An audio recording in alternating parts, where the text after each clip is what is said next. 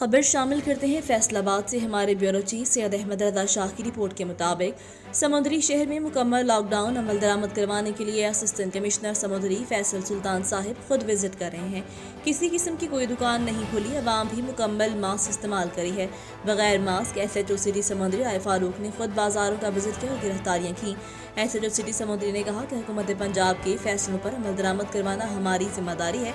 अवाम उन्नास से भी मेरी गुजारिश है कि मास्क इस्तेमाल करें, SOPs का खास ख्याल रखें, वरना इज्जत और बेइज्जती के आप खुद जिम्मेदार होंगे। असिस्टेंट कमिश्नर समुद्री फैसल सुल्तान ने कहा कि मेरी बच्चों के वालिदैन से गुजारिश है कि अपने बच्चों को घरों में महफूज रखें, गैर जरूरी बाहर निकलने से परहेज करें क्योंकि कोरोना की तीसरी लहर इंतहाई खतरनाक है।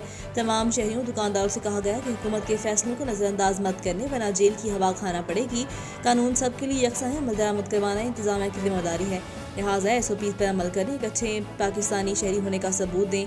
जान से बढ़कर कोई चीज़ नहीं, अपनी जान की हिफाजत खुद करें। जान की हिफाजत करने के लिए एक ही तरीका है, SOPs पर अमल दरामद करें और घरों में महफूज रहें।